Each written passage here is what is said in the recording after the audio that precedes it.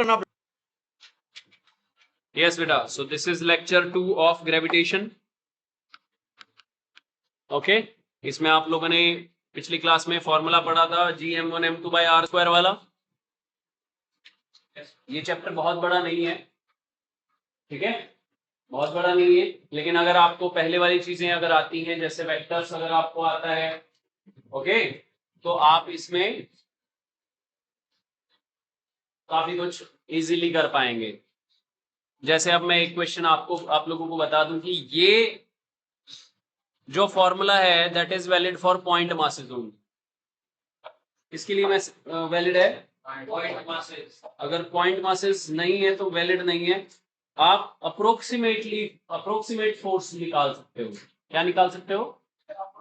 Integrate करके, right. This formula is not valid for other bodies, point masses के लिए valid है। अब जैसे एक क्वेश्चन में करता हूं जिसमें पॉइंट मासेस नहीं लेते हैं, हम एक रॉड ले लेते हैं।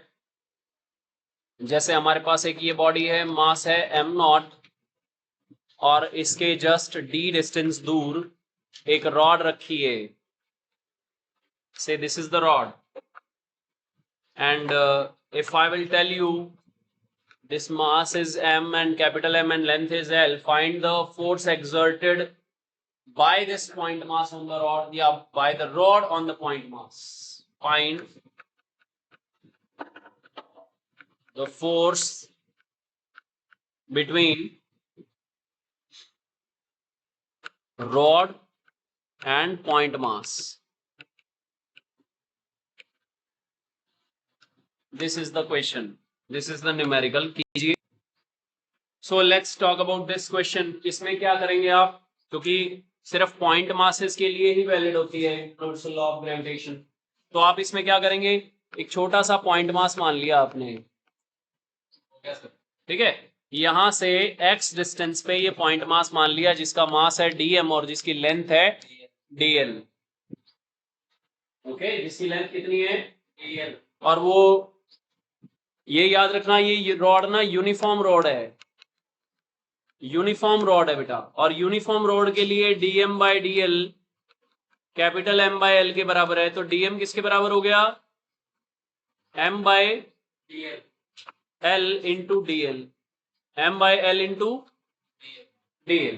dm इसके बराबर हो गया, कौन किसके बराबर हो गया? dm, ठीक है।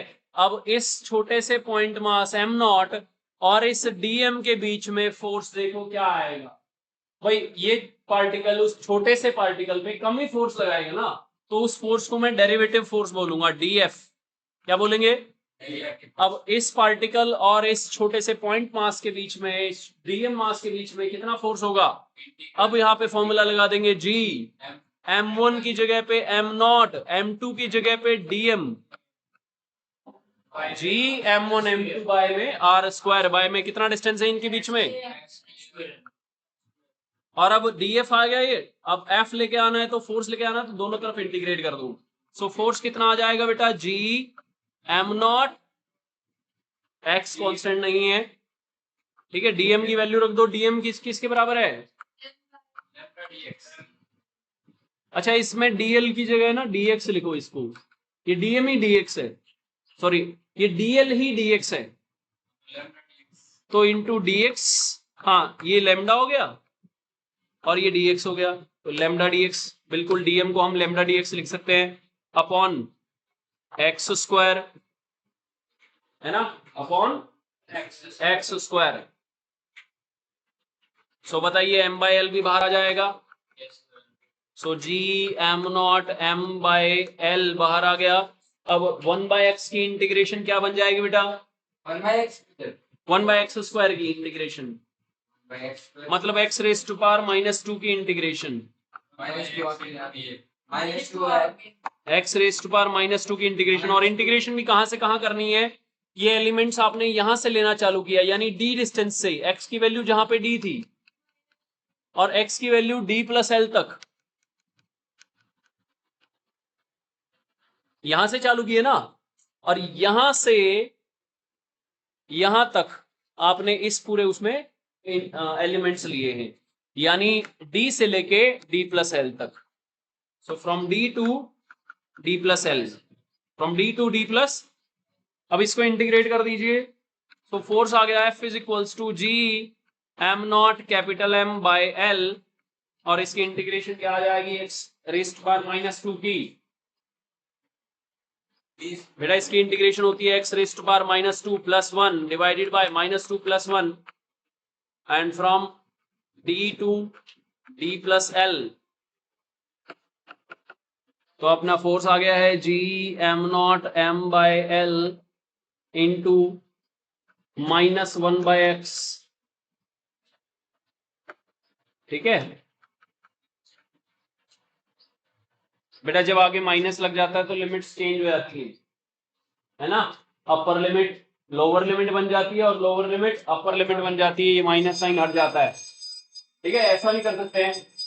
दूसरी चीज आप ये कर सकते हैं, माइनस साइन को बाहर ले सकते हैं, फिर upper limit minus lower limit कर दीजिए, फिर माइनस साइन अंदर मल्टीप्लाई करेंगे तो माइनस वाली वैल्यू प्लस हो जाएगी और जो प्लस वाली है वो, कहने का मतलब दोनों बातें सेम है। या तो आप यहां से माइनस साइन हटा दीजिए और माइनस साइन हटाने के बाद आप लोअर लिमिट पहले लिख सकते हैं और अपर लिमिट बाद में लिख सकते हैं, है ना। अगर यहाँ पे माइनस साइन है आपका बेटा जतिन, अगर आपका यहाँ पे माइनस साइन है ना, तो पहले लोअर लिमिट लिख लिया आपने यहाँ पे, फिर उसके बाद अपर लिमिट लिख ली। यस और नो? यस। हाँ, तो अब आपका फाइनल एक्सप्रेशन क्या आ गया, फोर्स क्या आ गया, G M not M by L into D into D plus L, है ना। डी प्लस L, तो डी से डी तो कट गया और ये L से L भी कट जाएगा, है ना। देखो ऊपर भी एक L है और नीचे भी एक L है, तो ये आंसर आ जाएगा आपका G M not M by D into D plus L। बस खत्म बात, ये आपका फाइनल एक्सप्रेशन होगा। ओके बेटा, so our next topic is acceleration due to gravity, या उससे पहले हम लोग ग्रेविटेशनल फील्ड करते हैं। Gravitational field, what is gravitational field बेटा, व्हाट इज ग्रेविटेशनल फील्ड? नहीं नहीं, एरिया नहीं, एरिया नहीं, एरिया नहीं बेटा। देखो हर मास, कॉन्सेप्ट को समझो पहले ध्यान से, इट्स नॉट टफ, बहुत हैवी चीज नहीं करवाएंगे, पहले शुरुआत से छोटी चीज से शुरुआत करेंगे। बेटा एक हमारे पास कोई मास है, एक मास दूसरे मास को अट्रैक्ट कर रहा है अपनी तरफ, यही हम कह रहे हैं ग्रेविटेशनल फोर्स है, इसी को हम लोग ग्रेविटेशनल फोर्स बोल रहे हैं ना।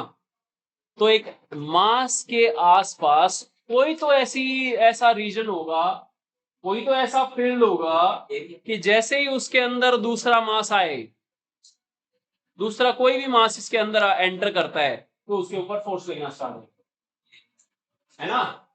कोई ऐसा रीजन होगा ना बेटा, एरिया नहीं, स्पेस, रीजन, रीजन एरिया कहां। सो हम लोग क्या बोलेंगे कि region around the mass in which it can attract other massive particles। एक मास के आसपास का ऐसा स्पेस, ऐसा रीजन जिसके अंदर वो दूसरे पार्टिकल्स को अट्रैक्ट कर सकता है, वो रीजन कहलाएगा gravitational field of that mass. Clear है मेरी बात? Gravitational field is the space around a mass in which it can attract, the space around the mass in which, space or the region around the mass in which it can attract other bodies, it can attract other bodies।